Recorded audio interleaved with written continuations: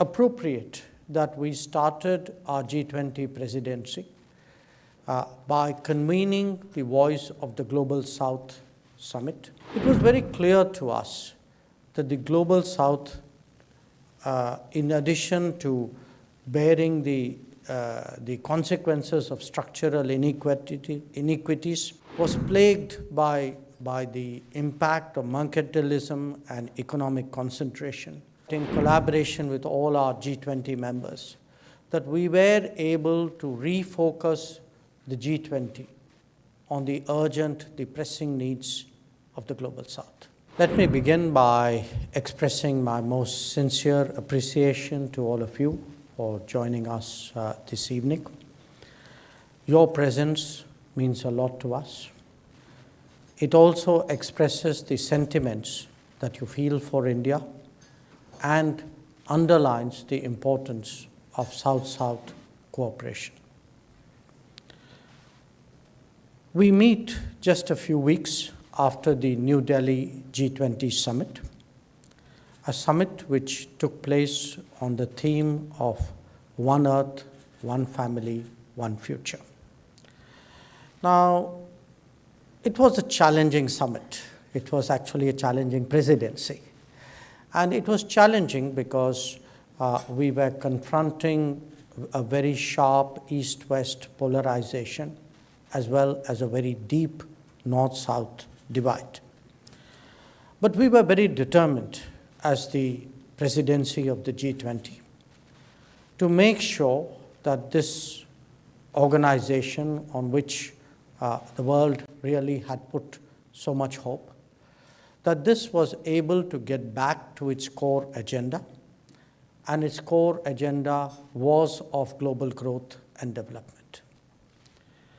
So it was appropriate that we started our G20 presidency by convening the Voice of the Global South Summit, an exercise which involved 125 nations of the South, of which most of you in some capacity participated.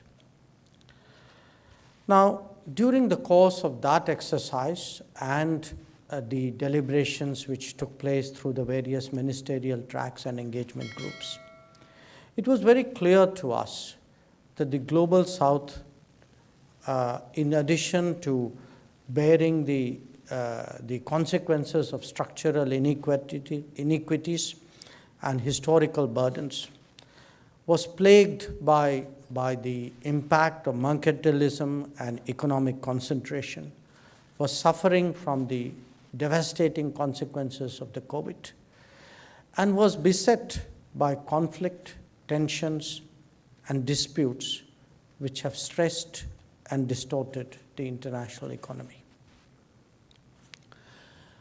With each passing day, in fact, it has become clearer to us that today geopolitical calculations and geopolitical contests are impacting very basic requirements of many countries, including their affordable access to food, to fertilizers, and to energy.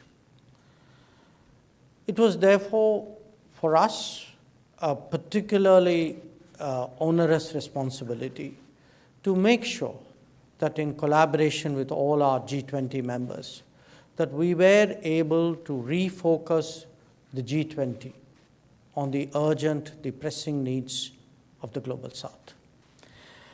And this was reflected, to my mind, in 8 key outcomes of the New Delhi G20 summit.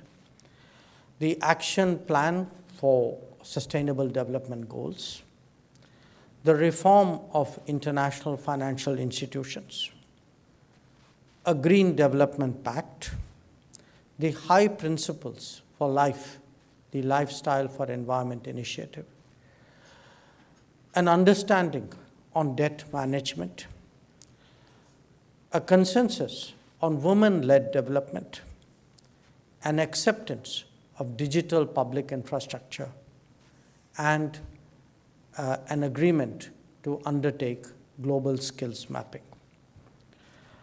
We do believe that the New Delhi summit of the G20 has in many ways laid the foundation for the international community really to look at its development prospects, hopefully with greater optimism, certainly in our expectation with more resources, and that the decade ahead would allow us really to overcome the challenges that we have all experienced over the last few years. So let me conclude, therefore, once again, by emphasizing to you that while we are, of course, the G20 president till the end of this year, both before the G20 presidency and certainly after it, we will remain very much a partner, a contributor, a collaborator, in our own way, perhaps an inspiration to others on how to address developmental challenges. Our experiences and our achievements we place before you in a spirit really of sharing. We know that there may be aspects of it which you may find useful. From as Ambassador Kamboj mentioned, that we are today active in almost 80 countries around the world. And what I can say is that when it has come to South-South cooperation, we have endeavored to walk the talk. My remarks on this subject would, of course, not be complete without my underlining what I believe was one of the really important outcomes of the G20, which was the membership of the African Union. And certainly it is our hope that that message would resonate not just in the G20, but beyond as well.